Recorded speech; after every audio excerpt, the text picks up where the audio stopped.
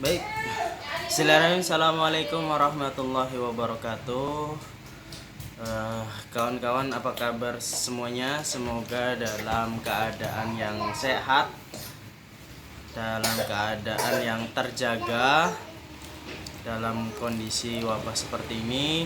Alhamdulillah kita masih bisa melakukan pertemuan perkuliahan meskipun dilakukan secara online. Pada mata kuliah bahasa Indonesia kali ini kita akan membahas tentang langkah-langkah awal dalam membuat suatu karya tulis, terutama bagi pemula ya,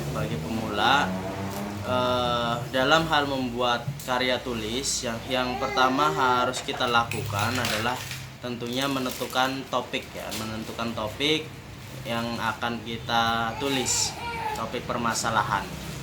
Nah, bagi penulis pemula, topik sebaiknya dicari sesuai dengan bidang keahliannya, bidang yang dikuasainya, karena hal itu akan mempermudah, ya kan? Hal itu akan mempermudah dalam hal penulisan. Pilih bidang yang paling dikuasai, ya kan? Kemudian bertanya kepada diri sendiri, kira-kira saya ini menguasai atau kira-kira tertarik tidak pada bidang tersebut yang akan kita tulis itu ya. Istilahnya kira-kira bidang apa yang kita sukai, ya. Nah, kira-kira kita menguasai tidak bidang tersebut. Nah, kemudian membaca sebanyak mungkin, ya, terkait dengan bidang tersebut, ya kan? Meskipun kita sudah menguasai, tapi kita perlu untuk semakin memperkaya dengan cara membaca dan membaca, ya. Kalau karya tulis ilmiah, ya bacaannya yang paling utama ya jurnal, ya kan? Jurnal-jurnal yang terupdate, artikel-artikel jurnal yang terupdate, ya, laporan penelitian, buku, makalah, dan juga artikel-artikel di internet. Tapi yang paling utama tentunya adalah jurnal-jurnal penelitian yang terupdate, ya. Istilahnya laporan-laporan penelitian yang terupdate. Kemudian penulis yang baik pasti sekaligus pembaca yang rajin tadi, ya. Membaca itu adalah kunci untuk mempermudah kita dalam hal menyusun karya tulis, ya. Nah, selain itu kita juga perlu diskusi, ya, membiasakan untuk berdiskusi, ya, supaya untuk memperkaya, ya kan, karena kita juga perlu teman, istilahnya pandangan dari teman lain, ya kan, supaya kita semakin kaya, ya kan? Penguasaan kita terhadap bidang tersebut, materi yang bisa kita sampaikan bisa semakin luas, ya kan, bisa semakin luas. Kemudian cermati bagaimana isi tulisan, mulai dari gagasan, ya kan, pengembangan dan pengorganisasian gagasan, bahasa dan lain-lain, ya kan. Gagasan kita kemudian membuat suatu kerangka, kita mengorganisasikan, ya kan, dari gagasan-gagasan tersebut terhadap kepada suatu kerangka penulisan, ya kan. Kemudian mengembangkan dari kerangka tersebut, ya kan. Kemudian kita juga memperhatikan bahasa penyampaiannya dan berbagai lain. Nah, dari kegiatan itu, ya kan, biasanya kemudian kita, ya tadi, ya, muncul kira-kira, wah, ini yang akan saya tulis, ya kan. Jadi itu. Nah, sekali lagi, untuk penulis pemula itu ada baiknya mencermati tulisan pengarang yang karangannya baik untuk belajar, ya. Jadi misalkan kita membaca karya orang lain, ya, yang istilahnya yang menurut kita hasil atau tulisannya itu memang bagus dan mudah untuk dipelajari, ya. Cermati dan ikuti, ya. Ketika kita membaca setiap artikel, setiap jurnal, setiap buku, itu hendaknya kita cermati dan ikuti bagaimana cara si pengarang tersebut dalam hal mengembangkan gagasan, dalam hal mengembangkan alenia, ya kan. Kemudian perujukan atau acuannya, ya kan.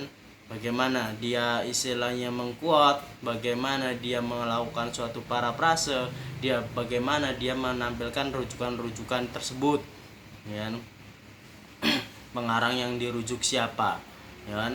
Kemudian peramuan berbagai gagasan dari berbagai sumber. Jadi gagasan-gagasan itu dikumpulkan, ya kan? Kemudian diramu untuk menjadi gagasan baru, ya kan? Dan juga gagasan-gagasan tersebut akan menjadi sumber inspirasi kita, ya. Kemudian sikap pengarang terhadap gagasan tersebut seperti apa, style, dan yang terakhir adalah terkait gaya bahasanya seperti apa, gaya tulisannya dan ejaannya dan lain-lain, ya. Jadi dengan rajin menulis, ya pada akhirnya pengarang akan menemukan kepribadian sendiri, ya. Nanti dengan kita rajin menulis, akhirnya nanti kita akan tahu, oh ini arah saya, ya kan, menulisnya adalah pada bidang apa, ya kan, seperti apa nanti gaya bahasanya, pengembangan gagasannya dan lain sebagainya, nanti memiliki ciri khas tersendiri. Nah, dan itu istilahnya memerlukan waktu, ya, memerlukan waktu, dan kita harus ada kemauan, ya, ada kemauan untuk secara terus-menerus menulis, ya, tidak hanya dimotivasi oleh istilahnya lulus kita karena kita sedang kuliah, ya kan, motivasinya ya tuntutan untuk lulus kuliah, ya. Jadi saya tidak hanya seperti itu. Kalau kita pengen jadi penulis, ya itu tadi, kita harus ada kemauan secara terus menerus, ya kan? Sehingga aktivitas itu menjadi kebiasaan kita dan menjadi karakter kita, ya, hingga pada akhirnya ya tadi akan membentuk kepribadian kita, ya, akan membentuk gaya penulisan kita.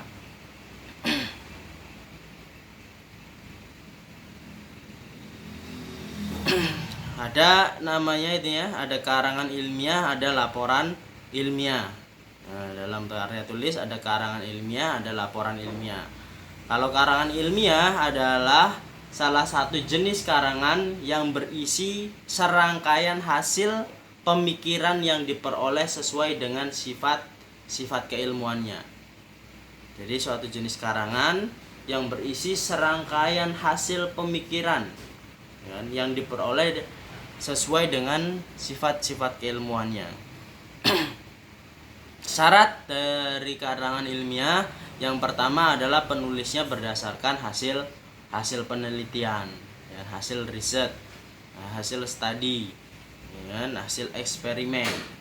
Nah, pembahasan masalahnya itu bersifat objektif sesuai dengan fakta. Sebisa mungkin harus bersifat objektif, ya kan, sesuai dengan fakta yang didapatkan, sesuai dengan fakta yang ditampilkan. Karangan mengandung masalah yang sedang dicari pemecahannya, ya. Jadi karangan adalah suatu permasalahan yang kita ingin mencari solusi atau kebenaran dari permasalahan tersebut. Nah, baik dalam penyajiannya maupun dalam pemecahan masalahnya itu digunakan suatu metode tertentu, itu karangan ilmiah. Jadi ada suatu metode yang digunakan, dan apakah itu metode kuantitatif atau metode kualitatif. Nanti kuantitatif seperti apa metode yang digunakan, kualitatif juga seperti apa, apakah dengan eksperimen, apakah dengan studi kasus dan lain sebagainya, ya. Kemudian karangan ilmiah itu bahasanya harus lengkap, ya. Harus lengkap, terperinci, teratur dan cermat, ya, terstruktur. Ya, penyampaiannya harus terstruktur. Bahasa yang digunakan hendaklah ya tadi, ya, benar, jelas, ringkas dan tepat, ya, sehingga tidak membuka kemungkinan bagi pembaca untuk salah tafsir, ya, tidak terjadi asimetri informasi, ya. Bacaannya harus yang bagus, ya, sesuai ejaannya, ya.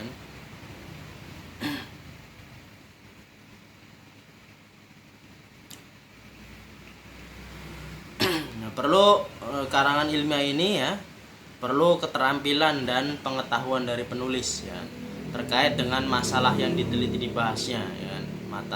Masalah yang diteliti dan dibahasnya itu kita harus menguasai, ya, memiliki pengetahuan. Kemudian kita juga menguasai metode penelitiannya.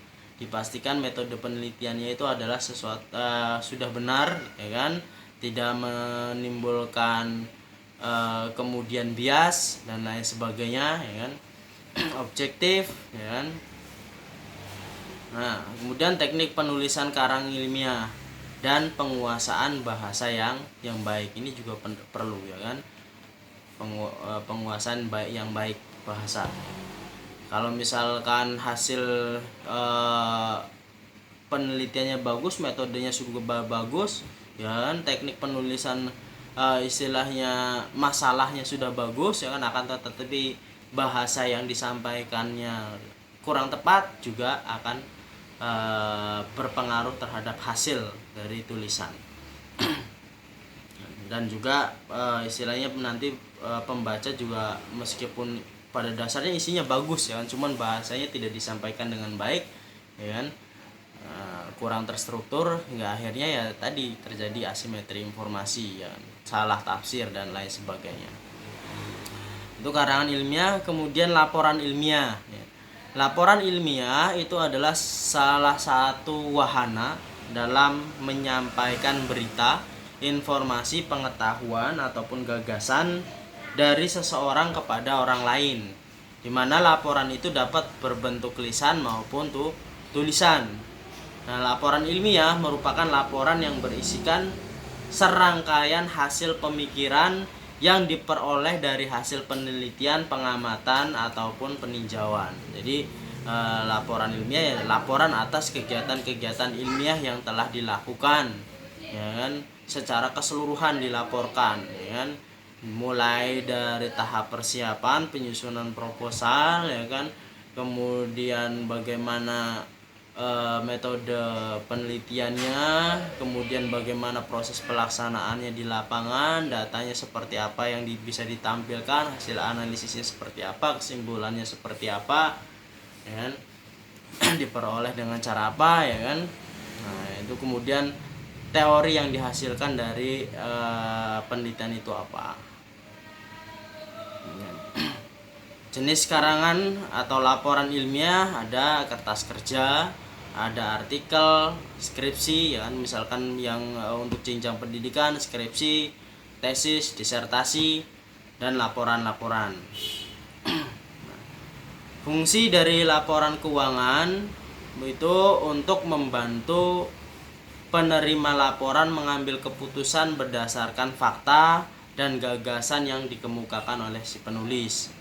Nah, di dalam satu organisasi yang besar, seorang pimpinan, ya, dapat mengetahui dan mengendalikan perkembangan yang terjadi, ya, pada seksi-seksi yang ada dalam organisasi tersebut dengan mempelajari dari laporan yang diterimanya, ya. Jadi itu, ya.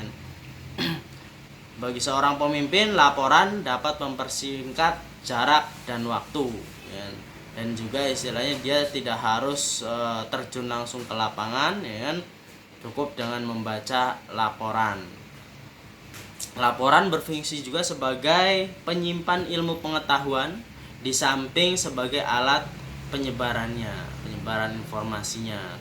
Nah, laporan merupakan wahana yang sangat efektif bagi pemikiran yang kreatif dan dapat juga digunakan untuk menilai kemampuan dan keterampilan si pembuat laporan tersebut.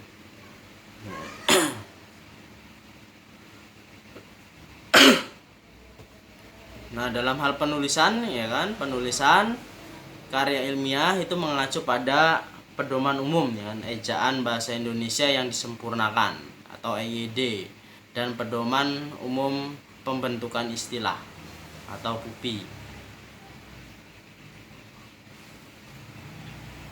Jadi dalam hal penulisan kita harus ya bener-bener ya, dalam hal istilahnya bahasanya, ya kan, dari struktur kalimatnya harus lengkap, penyusunan paragrafnya juga, ya kan, apakah menggunakan deduktif, induktif ataukah campuran dan lain sebagainya, itu harus terstruktur, ya kan, sehingga kita harus membuat kerangka terlebih dahulu, ya kan. huruf besar kecilnya, ya memperhatikan kapitalnya, ya kan, tanda tanya, tanda berhenti, ya kan. Nah, itu istilahnya harus diperhatikan dengan baik, ya, sehingga pembaca nanti bisa menerimanya dengan baik juga, tidak salah tafsir, tidak terjadi asimetri informasi, ya kan. Nah, itu ya terkait dengan karya ilmiah. Saya rasa materi kita untuk kali ini cukup sampai sini, ya kan. Semoga bermanfaat, kan, dan bisa menginspirasi teman-teman, menambah wawasan teman-teman dalam hal menulis karya ilmiah. Terima kasih, itu saja. Assalamualaikum warahmatullahi wabarakatuh.